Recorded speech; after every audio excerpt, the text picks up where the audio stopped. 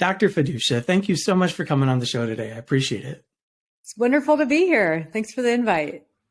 Yeah, absolutely. Well, I know I actually found you because I watched one of your trainings on TPN Health, because I myself actually was in the process at that time of getting a little more studied on what's going on right now, like for real with psychedelic medicine, because I feel like there's a broad range of what people are seeing through like news articles and what they're hearing in social media versus what's being published in peer-reviewed clinical journals.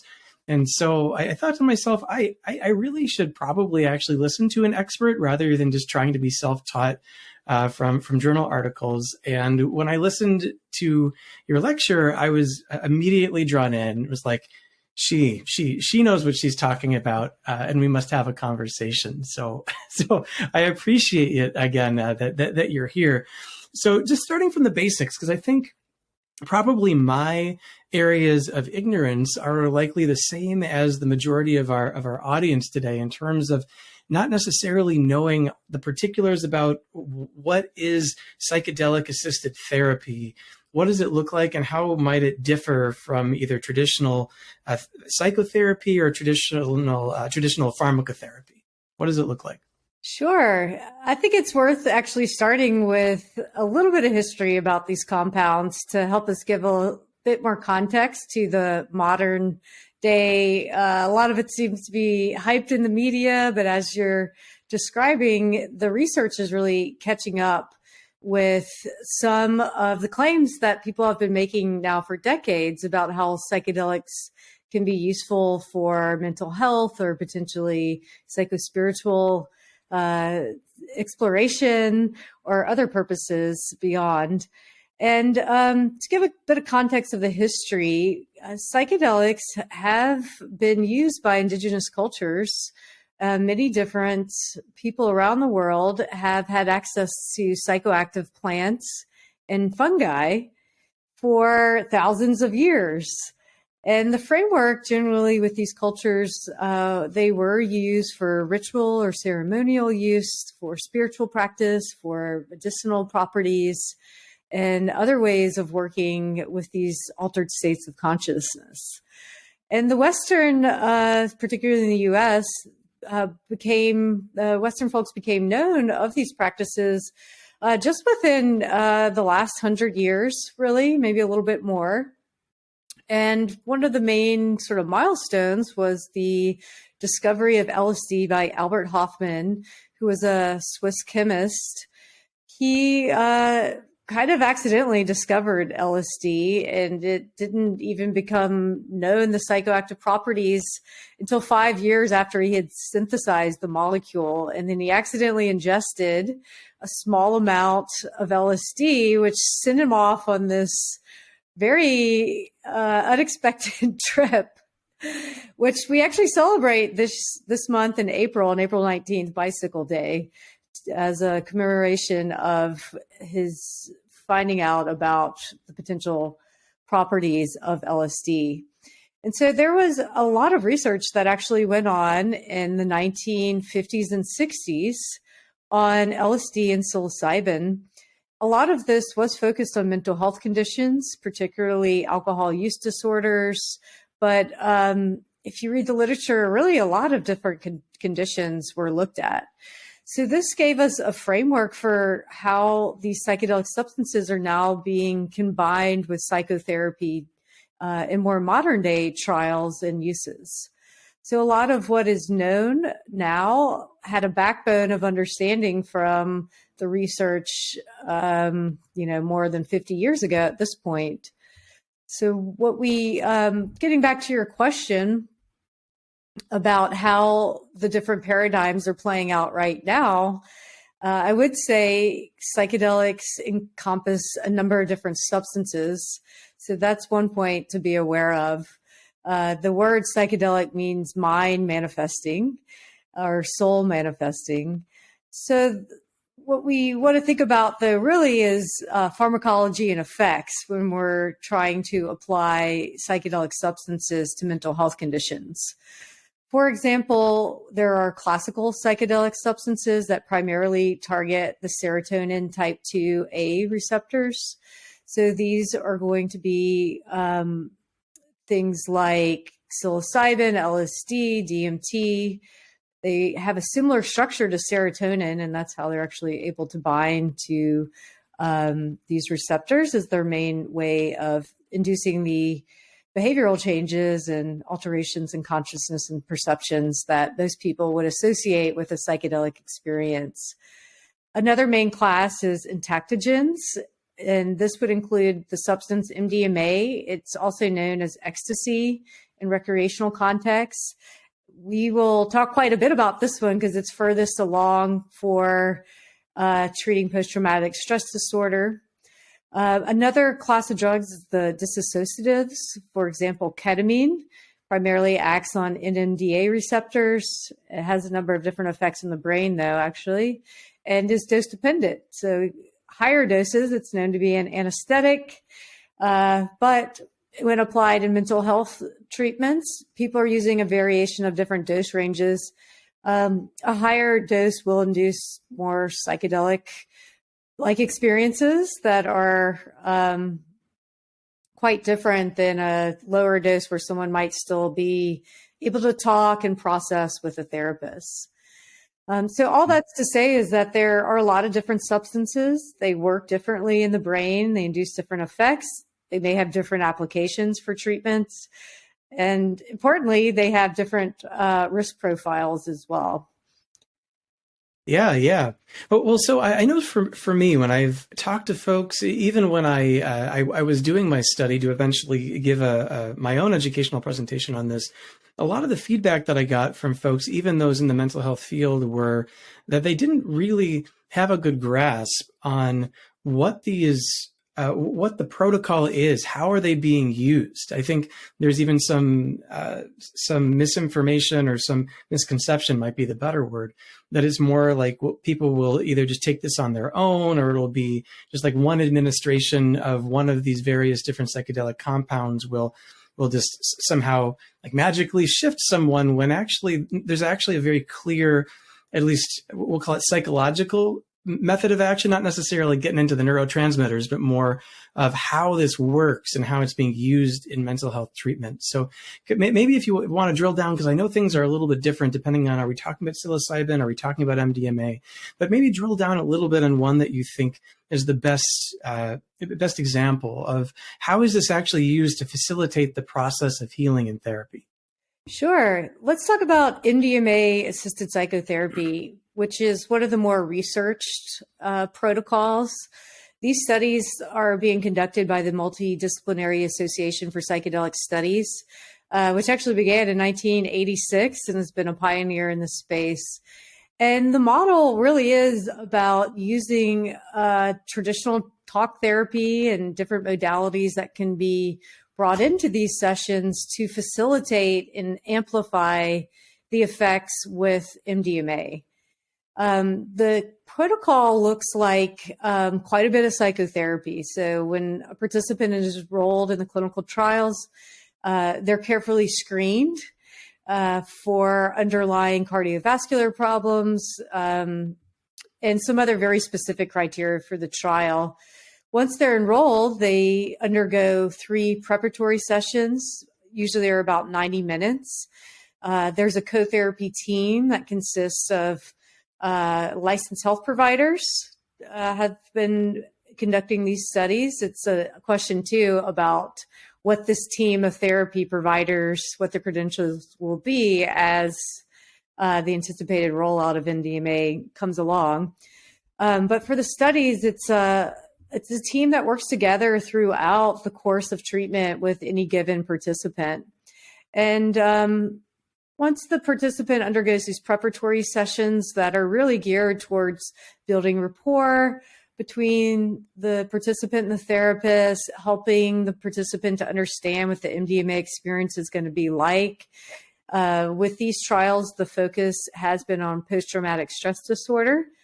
So it's about understanding the personal history of the participant as well as what their goals are for enrolling in a trial and where they would like to see things shift in their life. Once they undergo MDMA sessions last all day. So the participant would come in, and after checking their vital signs and doing a check-in about how things have been going, the substance is administered. In the controlled trials, there's also a placebo dose. Once that experience is kicked in for the person, it's really variable participant to participant about what the psychotherapy process looks like. Some of the common elements, though, are a playlist that is being played in the room, or there's an option to put on headphones and the participant can go internal and reflect on whatever might be coming up for them. They go through periods of taking off the eye shades and headphones and talking to the therapist about their experience, maybe emotions. They're often encouraged to tune into what they're feeling in their body. MDMA, because of the effects it has on neurotransmitters and hormones, it's often described as a heart-opening medicine. It can be less like visual or less kaleidoscopic images and fuzzy walls melting that you might think of when you hear about a psychedelic trip.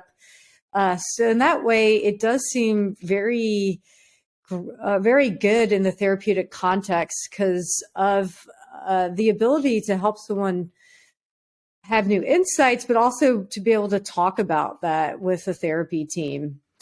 It's thought that these longer extended sessions that can last for 6 to 8 hours, there's a supplemental dose that's offered about 2 hours into the session, which is equal to half of the first initial dose. This gives a longer period of time for the psychotherapeutic process to unfold. After the sessions are over, the integration visits happen during the month following the MDMA sessions, typically one the next day after MDMA and then spaced a few weeks out. The protocol was delivering either MDMA or the control dose for 2 to 3 sessions with the integrated visits after each. So it's quite a lot of therapy that happens within this protocol. I think it's around 40 hours from start to finish. Yeah. So quite a lot. And so I found a few elements of it because I did read actually the MAPS protocol that they've published online for the MDMA trials, which I thought was fascinating, coming from the more we'll call it traditional psychotherapeutic practitioner position that, and lens that I come from. And I like your description that it seems like it really largely functions as a catalyst. If someone was trying to move in a direction, but stuck in a way, quite either psychologically or even neurologically, because the brain talks to itself differently when under the influence of MDMA and other psychedelic compounds. Someone might be able to either break through barriers metaphorically or make connections or see something from a different angle that they really struggled to do before from a traditional standpoint. Right. Yeah. We don't know exactly why this treatment might work for the outcomes that we see in the trials, but some of the things we do know, I think, are related to psychological factors and some are related to the neurobiological effects of MDMA. So to start with the psychological aspects, we know with like chronic PTSD, often people can either be in a hyperarousal or hypoarousal state. And undergoing psychotherapy where they're going to be talking a lot about traumatic memories, painful emotions, difficult experiences, it can be really hard to stay really engaged with those emotions and fully process the memories. We have natural defense mechanisms that help us, to stay safe. So sometimes that can be a barrier for people to have the full effects of therapy. the MDMA experience seems to, because already kind of alluded to the serotonin effects, it also does a number of different things with dopamine, norepinephrine, oxytocin. It's found to decrease the activity of the amygdala and increase connectivity between the amygdala and the hippocampus. To me, this suggests that it is enabling a memory emotion processing on a neurological level that is different than if someone is not on this substance. And from what people say during and after having MDMA, they say things like, oh, I feel like, I was able to remember details and really, really feel some conclusion from that memory. And it's been filed back into my brain in a different way where it's no longer triggering. Or I didn't know this or that, but this experience allowed me to have, forgiveness, acceptance, and move on. So a lot of the words really sound like it's experience that isn't necessarily achievable without a drug for some people, right? Particularly those that might have chronic PTSD, trauma experiences from childhood. So to get back to what are they actually doing in these psychotherapy sessions? It comes up a lot. MAPS does have a manualized MDMA treatment manual that can be found online. And Dr. Michael Mithoefer and a number of other researchers that were working on the MDMA assisted therapy trial since 2004 have continued to develop this method and model. And one of the main premises is about an inner-directed experience by the participant. And so really allowing the medicine and the experience to unfold, and the therapist is supposed to sort of follow that and offer support and safety as needed and reflection. But it's less about, saying, oh, do this or visualize this or something of that way, in that way. And there are several different types of professionals that are involved in the delivering this type of treatment, which they're able to bring in different modalities, which I find to be fascinating. There are practitioners that use somatic-based therapy, so maybe calling attention to different areas of the body. If pain or different sensations are felt, they may even use applied touch to help release pressure.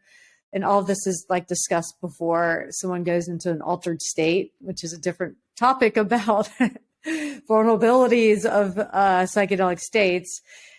Some practitioners might use art therapy during the experience or during the integrative process to have someone draw out what they're feeling or what they saw.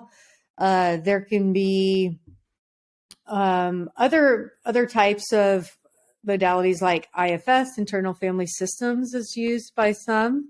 And it does appear that under MDMA, there might be more access to the parts of the self or more readily able to engage in the psychotherapeutic process. So there's a lot of different things that people are bringing into this approach. A lot of what they discuss too is about helping the participant to tune into their own inner healing intelligence. Idea that your body and your psychology knows where to go and knows how to navigate to a transformative experience or a healing experience. And for the therapist to not get in the way of that process too much, which could be, I think challenging depending on the type of psychological degree that you have. Yeah. Well, and I thought that was another really interesting part, reading about the specifics of this, in that really grasping on very tightly to this idea that the mind knows how to heal and wants to heal, and kind of like the idea that when somebody is on MDMA, at least this was the vibe I got from reading it, it's kind of like you can imagine, like all of a sudden the walls come away and the mind is in like a playground and it's going to go where it needs to go. And your job as the therapist is to try to both keep someone where their mind goes. So if they hit like an aversive moment where they're feeling a uncomfortable emotion or something that might be provoking some fear, to try to help the person maintain contact, stick with it, see where the mind takes them next, or even sometimes to enhance it. Like you mentioned that using touch and in ways that where there's informed consent and, as part of the process.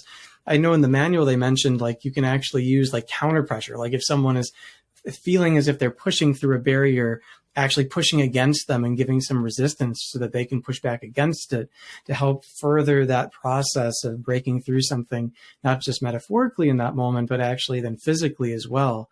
That would enhance that process that they're going through. I thought was just a very interesting, different way of going about it, but within the paradigm of saying, all right, well, let's just let the brain go where it wants to and try to enhance the experience as much as we can through the process, whether it's with physical touch or music or art or conversation when indicated or an eye mask when indicated.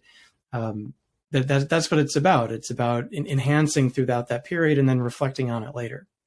Absolutely. Absolutely. So there's a lot of flexibility with the approach, but at the same time, there are these sort of guiding premises to have some lanes to stay in as a therapy provider.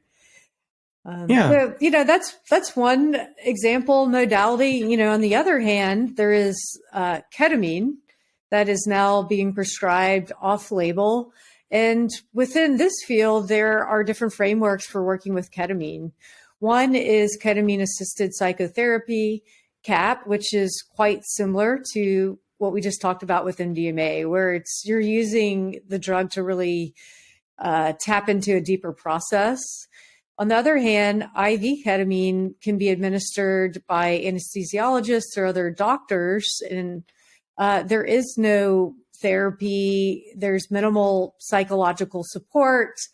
The idea with that model is that ketamine itself has some really amazing properties to induce neuroplasticity, is the proposed mechanism that alleviates depression very rapidly or can stop suicidal thinking after just one dose, which is a phenomenal application of ketamine. But the effects don't seem to last that long. So maybe 3 days to 2 weeks. That tracks with the animal model showing these changes in glutamate and neuroplasticity. So that's a different model of working with a substance that can induce a psychedelic experience, but it's not about trying to unpack what the experience was about or what it showed you or how to make changes in your life that were reflective of that experience. But then it does act more like a traditional medication in the sense that it is reducing symptoms but it's not getting at the underlying root of what's causing those symptoms. So that's a different framework. And, I think we need more data and evidence to really understand if that's a real option long-term for folks to have ketamine treatment in that way ongoing. I know that aspect of it actually is one of the ones. So my takeaway, one of them anyway, from my research dive, was that there's a lot of very promising data and trials that are coming out, but then there's also some applications that give me some pause. And I know that ketamine in particular was one where there were just for me at least, a lot of yellow and maybe even red flags in that what you're seeing, for example, with MDMA for PTSD and psilocybin for depression are these really enduring effects that come from perhaps a different understanding and really getting to the central, premise of what someone is treating and not necessarily needing any booster sessions or reapplication sessions or anything like that after the fact. Whereas with ketamine, it does seem from the majority of trials to be a lot shorter acting, but then we're also seeing mail order ketamine from folks with little to no supervision in ways that honestly to me resemble pill mills. To be honest with you, and in terms of just kind of, there's been articles written about how there's at least one online provider where someone went on and within 5 minutes got 75 doses of ketamine with no supervision at home, and it just is mailed to their house because they said they had trouble sleeping. And even some of the in-person clinics, as you mentioned, there's no standards for care there for this. And there's some that do provide a lot of oversight and psychosocial oversight. And then there's others that don't really do that, or that advertise like 95% efficacy, where the data that we're seeing from peer-reviewed literature isn't bad. It's like maybe 60 to 80% of people might see some clinically relevant change, but that's less than 95%. And so whenever I see those sorts of advertising practices or variable where there's no even model necessarily to have fidelity to, I know that definitely for me is a warning sign in terms of, you know, like what's going to happen here? How does this project out over time, and what's going to happen from a public health standpoint? Yeah, I agree with your need to be cautious about what unfolded with ketamine. And just to kind of give some clarity around that, the reason why ketamine progressed so quickly to have these mail order services and IV clinics without a lot of best practices or gold standards or research to back these practices is because it's a Schedule III substance and it's been used in anesthesia for a long time. If you look at S-ketamine Spravato, which was tested through rigorous trials and became marketed and approved by the FDA as a medication, it has a lot more requirements around its administration. It has to be administered in a clinic for 2 hours under supervision. The dose is lower than what is often given, a number of things like that. So already we're seeing like, wait, this is much different than what the FDA felt was the right type of precautions to put around the prescribing and use of a very similar compound as ketamine. And, you know, I think people should be aware that, yeah, I mean, VC-backed companies are looking to increase profit, maximize profit, not necessarily maximize the quality of care that's going to be delivered to patients. And already we're seeing a number of ketamine clinics close just in the past month, including Field Trip Health, which was one of the major players in this space that had actually in-person clinics. People come in. This also relates to some of the changes during COVID pandemic that allowed for more telehealth prescribing of scheduled medications. And I know you're an addiction specialist. I have a research background in addiction too. And so, I mean, ketamine does have some risks for psychological dependence primarily. And we can see in recreational users that it can become very addictive and severely problematic for bladders, for even can cause lesions in the brain. So that's quite a different property of ketamine compared to psilocybin. So I do feel like people need to be aware, like when you're seeing these commercials on TikTok or Right. Instagram, you know, it does seem to be maybe not the best medical advice or approach for all patients.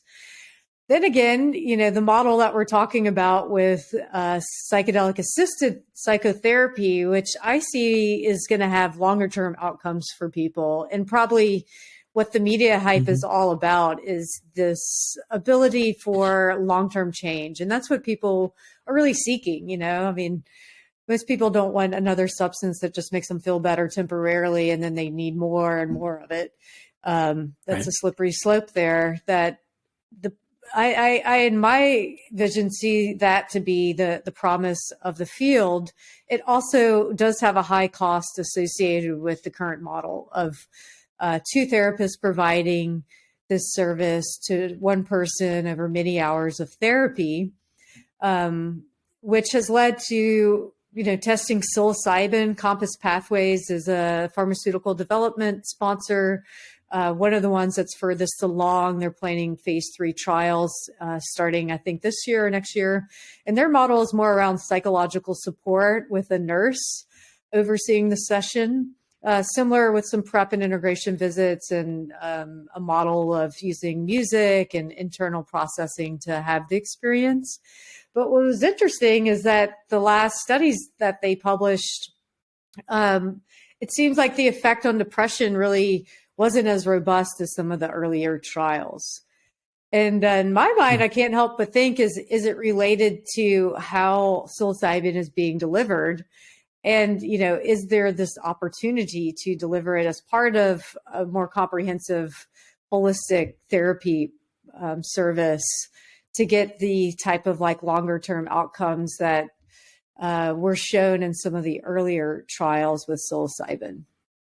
I think that's how it's delivered. I feel like that really gets to the heart of the question of what is the future going to look like? The word that comes to mind when I think about this is delivery fragmentation, where on the one hand you have these clinical trials that are controlled and are testing things in specific ways. Like you've got the 2-therapist model that's more robust in a lot of ways, but also showing these great outcomes. You have this different one where you've got maybe like a nurse facilitating a bit, but is largely independent. You've got these ketamine clinics, which again is a different sort of substance in many ways, but has extremely variable supervision right now, and is already kind of out in the wild, if you will, where people are doing that. And then you also have, and this is bridging into a whole nother area, what's going on and plan to go on in Colorado and Oregon, where you have people facilitating who might not even be trained therapists, but are going through training protocols, so that they've got that degree of preparation. I think if I was reading the requirements in Oregon, it's I think 120 hours plus 40 hours of observation. But being a licensed psychologist myself, in the 2,000-hour internship and 6 years of study and everything else it took to get a license, I could definitely tell you that that's not going to be the same thing as having a psychologist in the room with you, or a social worker, or a counselor who has 2 years plus of master's degree, and so on and so forth. So when you look at all of these different sorts of avenues, how do you compare them to each other? Or perhaps even most importantly, what does the public make of all of this when they try to conceptualize what does it mean to go through a psychedelic process, either for therapy or for healing? Is the word that's being used in Oregon and Colorado. They're calling it not mental health care, but something different. How do we make sense of all of this? Right. Yeah. I mean, it's moving in different frameworks, which I can see that there could be different models where someone could at least be assured that the substance that they're taking is pure and not contaminated with other substances, that they will be safe in a safe environment, looked after, and can't cause harm to themselves or other. So that seems like just like a minimal harm reduction framework of, hey, there's ways to mitigate a safety risk. As far as like what's going on with Oregon, when that bill came along, or the initiative back in, I think it was 2020 or 2019, it really was billed to the public as like, this is going to enable psilocybin therapy to be available here in Oregon. But unfortunately, a lot of the health practitioners that are licensed are not going to be able to participate because of unknown elements of their state licensure, because psilocybin is still federally illegal. Malpractice insurance, is it going to cover that? If you're licensed, is this within the scope of your practice? So the wording has really changed around, offering psilocybin in these certified centers with guides that have only been trained for, as you described, less than 200 hours, which is, that's wonderful that people understand how psilocybin works and can create a safe space. I see just from our site, Psychedelic Support, which we've had up since 2018, where we have a directory of licensed health practitioners, and get a lot of inquiries from people where, they were taking a psychedelic substance at home or maybe at a festival, and it just sort of, uprooted a lot of trauma or destabilized them in major ways, where, in my opinion, they should really be seeking support and help from licensed health providers. For sure, community support groups could be helpful, or a coach, but a lot of these cases really, in my opinion, need a lot more care. It can take months to unpack some of the experiences that come up for people. And likely there'll be a lot more of that, and maybe in an ideal world, it's like there could be some sort of like shifting of, hey, you could have these experiences under the care of a licensed professional. And then maybe if you're doing well and want to seek services with a community group where you know that the substance is going to be pure and the container is going to be well held, potentially that could be another framework in the future. But at this stage, I believe that the scientific literature is really speaking towards highly trained mental health practitioners. For MAP studies, they also required that the therapists have 1,000 hours of hands-on trauma experience working with people in different situations that had undergone significant trauma. So that lived experience and how to work with patients and clients can't be understated. Yeah. Well, absolutely. And I happy to share my bias that I agree. I think that when it comes to challenging mental health conditions, and I would say that PTSD is certainly one of them, as someone myself who specializes also in treating trauma, I would say it's fair to say I've been doing it since I spent years training in the VA, that's something, psychedelics or not, that is very easy to, at the very least, not actually help somebody progress, and sometimes actually just stir the pot and cause a lot of emotional unrest without necessarily causing improvement or advancement. And so actually, having a trained therapist be the one to deliver these protocols, I know to me is something that, particularly in the beginning stages where you're trying to build a solid evidence base, have positive experiences, have fidelity to models, somebody who has not even necessarily completed a bachelor's degree, it might not necessarily approach it with the same sort of lens that someone, who's got a master's or doctoral degree and a license would. Right. It just, we're early in this field.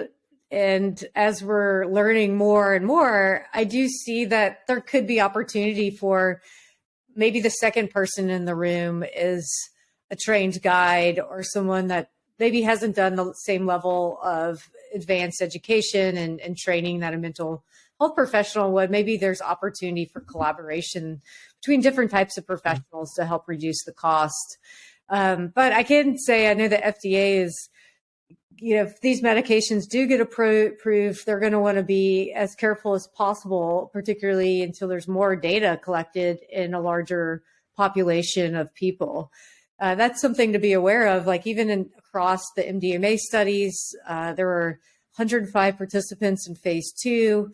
There's 2 phase 3 studies that are only enrolling 200 people. So, the evidence for using MDMA-assisted psychotherapy and the number of people that have been treated is still very new, and not everything is going to be known about the potential cases that might come into a clinician's office.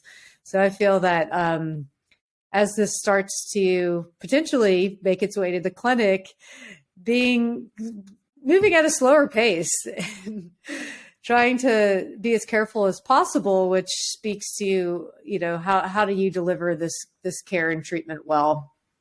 And my apologies. Please continue. Go ahead. All right. Well, I know that balancing the cost, that is a big concern, right? Because, and I know when I'm thinking about use cases, I think as well about people who have treatment-resistant depression or treatment-resistant PTSD, and making sure that they can access this if it could provide a pathway forward that they otherwise couldn't get to. And that does become really costly when you're talking about hours and hours and hours of one therapist's time, not to mention two.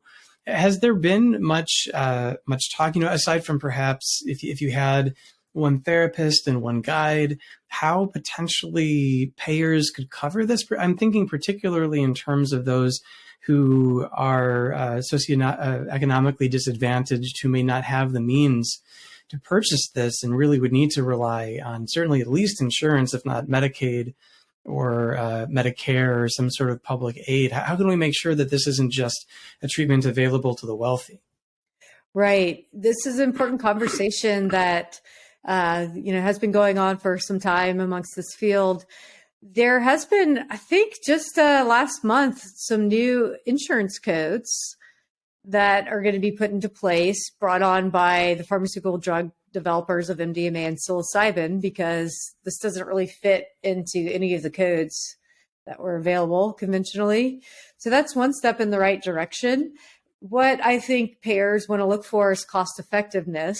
There is a paper that I looked at MDMA and how, hey, if this really consistently helps people recover from PTSD at somewhere of a rate of 67% of people that participate, even 50 or 40%, even if we cut it, that would result in a high level of savings from insurance companies for people that have these chronic conditions that are accessing a lot of care and maybe not able to be employed or having other ways of increasing costs to the systems that pay for these type of treatments. So that's one piece, is insurance coverage will hopefully come along. Medicaid, Medicare as well. Like if the data supports it, there's no reason to think that it couldn't be covered. Other models people are looking at is group therapy, which would be, I see could be very beneficial for a number of different reasons. The cost is one, but also the group dynamics, having others that are going through a similar type of experience to have each other support. There has been one study that was done in men who were long-term survivors of AIDS. This was in San Francisco, where they conducted this trial at UCSF. And essentially, each person had their own individual psilocybin session, but they met as a group for the prep and integration visits. And there was a lot that came out of that shared group process. It really drew from other models of group therapy that is, I think, really worth looking at. And it also is reflective of indigenous use of substances like ayahuasca, where the administrations or the ceremonial use is usually always in a group for the most part, or sometimes it would be delivered as a medicine by a shaman or curandero or something like that to someone that was either had a physical or psychological ailment. The group model, though, has a lot of benefits in that way of supporting each other through the work. Yeah, I'd be very interested in seeing the data on how that turns out. On the one hand, I can imagine there'd be some very helpful and enlightening conversations between folks who are all going through something very similar like this. And that's very, there's a lot to talk about. I feel like that might be the downside as well, is that I can imagine that each individual person there might be able to talk with a therapist for like a full hour or 90 minutes themselves. And so not necessarily having that outlet, like pros and cons, but if it allows it actually to be provided from a cost standpoint, and if the data is good in terms of being an effective way to deliver it, that makes a lot of sense. It's a way to kind of bridge the gap. Yeah. And then, other patient access funds are being discussed. I'm a scientific advisor for two nonprofits, Project New Day and the Etheridge Foundation. Really looking at how can we help organizations that are offering sliding scale models or thinking creatively of, how to run a business, but have access for those that might not be able to afford the treatment. I see that type of community model will be built out more around this field of psychedelics. Yeah. Well, so question. So for those of us who want to learn more, or even if there are listeners who might be thinking about wanting to be trained themselves and go through this sort of protocol, where do people look for this? I know I kind of reinvented the wheel myself. Whenever I want to learn about something, I just pull up PubMed and kind of go to town for a long time and follow lots of threads from literature reviews. But I'm sure there's a more efficient way to do it than kind of spidering your way through online databases. bases. So what would you recommend if someone wanted to dive deeper, learn about what's going on, or even get certified in some way? Sure. Well, our site, Psychedelic Support, is a great resource. It's a directory of licensed health providers as well as courses and training programs. So we created self-paced online courses that have continuing education credit. We also host a free monthly webinar where we bring in different notable speakers to talk about different topics related to psychedelics. And it's really geared towards mental health professionals. We also partner with more full-length clinician training programs. The IPI and Polaris Institute do really solid online live taught programs to build the skills and potentially certify people to deliver these treatments. But that's something to keep in mind at this time. There really are no state or federal certifications for ketamine, MDMA, or psilocybin. It does seem like if MDMA and psilocybin become FDA approved, there will be training requirements. All of these are like very hotly debated topics right now.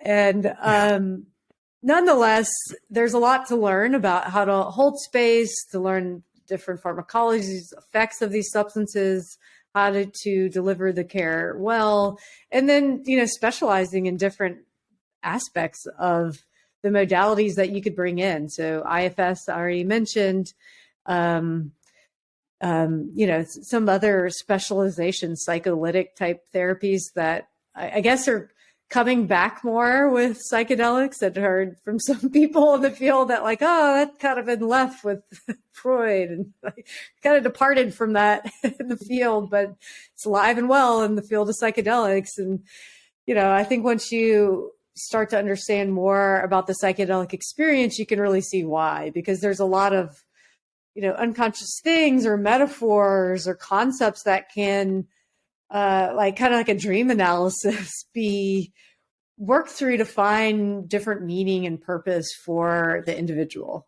and the therapist's role of kind of questioning or navigating them through that. So the opportunity to learn more and apply this to clinical practice is just going to continue to grow. But on a practical note, we don't know exactly when MDMA could become approved. It sounds like the phase 3 trials are complete, and potentially at the end of 2024, FDA may approve it. I think that's probably still pretty optimistic. There's a lot of regulations that need to get in place. It could be later, but nonetheless, that's right around the corner. So there are training opportunities available. There's smaller bites of information. There's also a really big conference coming up in Denver in June. This is organized by MAPS. It's called the Psychedelic Science Conference. We're expecting 10,000 people to be there. It focuses on therapy and science. It should be a really great one. So that's another way people can learn more about this field, is online events, conferences, some great websites and resources coming out, and even just LinkedIn. I found now my feed is often full of psychedelic related posts. Yeah. Well, and I, as a frequent LinkedIn poster myself, I know exactly what you mean. It's and what I love about LinkedIn in particular, and about this conversation as well, is you can actually see where the information is coming from and who you're learning it from. And I think particularly in an area like this, part of what is so interesting about it is that you really do have to be mindful about the source, because there really, I feel like there's a lot of different factions, some of which are coming at it from a profit standpoint, some are coming at it from a science standpoint, some are coming at it from lived experience. I had this transformational moment, and I think everyone should have this, kind of not necessarily thinking about the science, some that are coming from a public health standpoint. And so really being able to kind of wade into that, that cacophony of ideas and voices. And I think everyone's kind of got to decide for themselves, and just having the information, ideally from a credible source such as yourself, is the first step. Yeah, thank you. Thank you. I totally agree. And also just encouraging people, just, like slow down. There's no rush. I felt like people really wanted to, oh, I'm going to miss out. I have to do this, have to do so that ability to just kind of absorb information, process it, meet other people, make these connections. It will all be better for it, our patients Mm-hmm. and our clinical practice. Oh, yeah. Well, so on that note, if folks would like to get in touch with you or they'd like to learn more, how can they find you? Yeah, check out our website, psychedelic.support. I'm also in LinkedIn, Allison Feduccia. You can friend me there. And I really appreciate this conversation and you reaching out to feature this discussion. Oh, yeah. Well, thank you again so much for coming on.